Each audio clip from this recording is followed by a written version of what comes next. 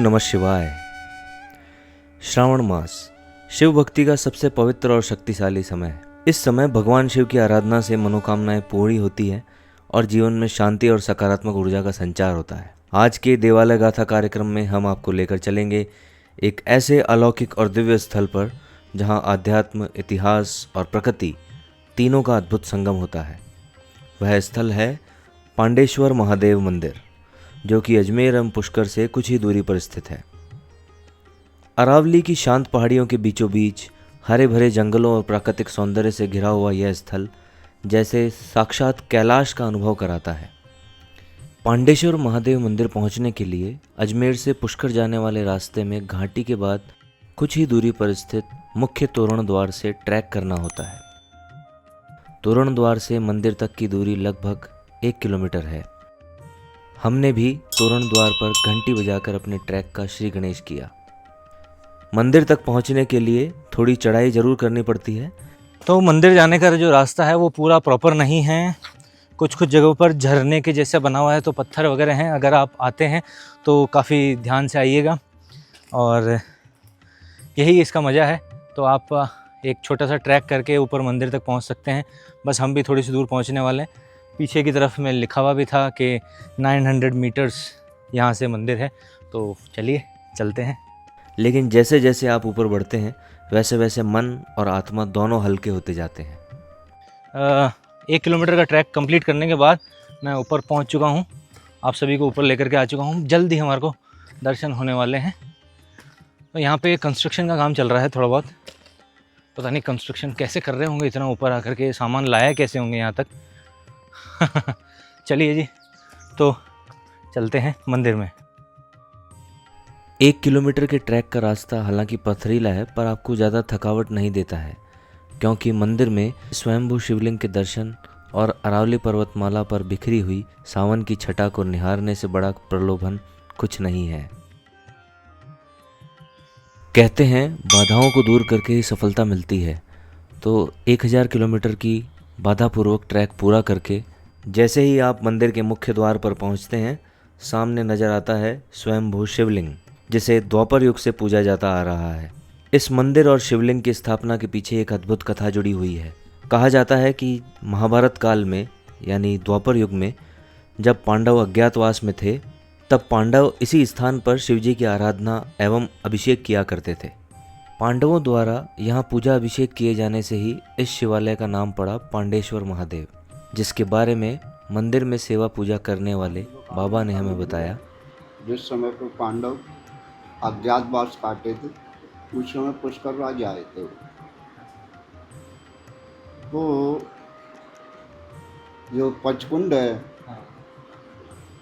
तो वहाँ उन्होंने अपना निवास बनाया था, और महादेव की विशेष पूजा करने के लिए पांडव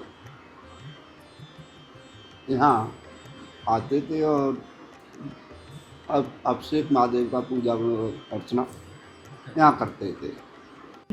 ये तो मेरा हट योग है। फिर भोजन वगैरह सब करते हैं। हाँ जी। ये हाथ का अपने हट योग लेता है जी। कोई मंदिर में आता है तो आप उनको क्या संदेश देना चाहेंगे कि मंदिर में आए तो क्या करना चाहिए, क्या नहीं करना चाहिए? जैसे बहुत सारी जगह यहाँ पे ये भी लिखा हुआ है कि पैंथर आ सकता है, पैंथर भी आता है। तो आपने कभी देखा पैंथर? हाँ, देखते हैं हम तो उनको यही कहेंगे कि इधर उधर साइटों में न जाएं, क्योंकि ये अभी बरसात का मौसम है, उससे पत्थर की वो जड़ें कमज़ोर हो जाती हैं, तो उससे पत्थर आ सकता है। और पैंथर भी इधर उधर घूमता रहता है।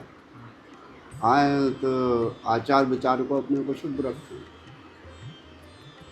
यहाँ कोई भोजन वगैरह बनाने के लिए या आप खुद ही बनाते हैं भोजन वगैरह? हम तो स्वयं बना लेता हूँ। हाँ। और भगत जगत आप जैसे कोई भगत जगत आते हैं तो अपने बनाते हैं। तो कोई बाहर से आए तो आकर के बना सकता है? खुद मना दी तो किसी को नहीं है, वही यही है कि आचार विचार और साफ सफाई का ध्यान रखें। साथ में भोजन बनाएगा। हाँ। मंदिर में सेवा पूजा पूर्व में श्री प्रेमगिरी बाबा द्वारा की जाती थी। मंदिर का जीर्णोद्धार भी उनके कर कमलों से ही हुआ है।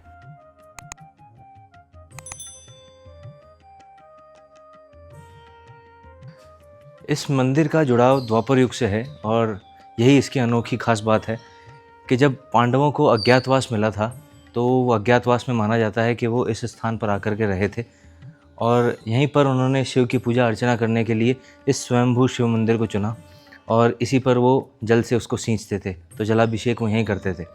दूसरी सबसे बड़ी बात, जो अगर आप देख पा रहे होंगे पीछे की तरफ में जो जल स्रोत है, तो ये जल स्रोत का माना जाता है कि भीम ने खुद की गदा से यहाँ वार किया और एक लगातार पानी का स्रोत यहाँ पर बन गया। वही आज भी आपको देखने को यहाँ पर मिलता है और लोग मानते हैं कि यह जल अत्यंत पवित्र और औषधीय गुणों से युक्त है। श्रावण मास के दौरान यहाँ विशेष रूप से भक्तों की भीड़ उमड़ती है। जलाभिषेक, रुद्राभिषेक और महामृत्युंजय जाप से यह स्थान एक जीवंत शिव धाम में परिवर्तित हो जाता है। यहाँ की शांति, पक्षियों की मधुर आवाज़ और शिव भक्ति का वातावरण हर आगंतुक को एक गहरा आध्यात्मिक अनुभव प्रदान करता है। यह मंदिर न केवल धार्मिक दृष्टि से महत्वपूर्ण है, बल्कि पर्यावरण प्रेमियों और ट्रैकिंग करने वालों के लिए भी एक सुंदर स्थल है। मंदिर की छत पर भैरू बाबा का भी स्थान है। मंदिर की चोटी से दिखने वाला दृश्य, जहां दूर दूर तक फैले अरावली पर्वत, नीला आसमान और हरियाली एक साथ साक्षात दिव्यता की अनुभूति कराते हैं। मंदिर के चारों ओर प्राकृतिक सुंदरता देखते ही बनती है। आसपास वन क्षेत्र होने की वजह से आपको लंगूर आदि देखने को मिल सकते हैं। साथ ही पैंथर की उपस्थिति की भी चेतावनी यहाँ लिखी हुई है।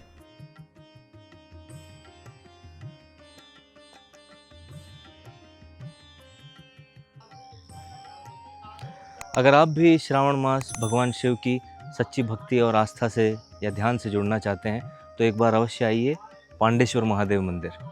यह स्थान न सिर्फ आपकी श्रद्धा और भक्ति को गहरा करेगा, बल्कि प्रकृति और आत्मा के उस संबंध के एक सेतु को भी आपको महसूस कराएगा, जो सिर्फ शिव की उपस्थिति में संभव है। तो अगर आप यहाँ पर आ रहे हैं तो आप अच्छा मन लेकर के आएँ। वही उन्होंने, बाबा जी ने भी संदेश जो यही दिया कि अच्छे विचार, अपना आचार और विचार अच्छा रखें। तो बिल्कुल सही बात भी है कि आप ऐसे किसी स्थल पर जाते हैं तो अपने आचार विचार अच्छे रखें और पवित्र स्थल है, पवित्र स्थल की गरिमा बनाए रखें। यहाँ कचरा नहीं फैलाएं। सावन के महीने में आए तो एक लोटा जल अवश्य चढ़ाएं। बस इसी सब बातों के साथ में हम आपसे विदा लेते हैं इस एपिसोड के अंदर में। अगले एपिसोड में जल्दी मुलाकात होगी। तब तक के लिए हर हर महादेव।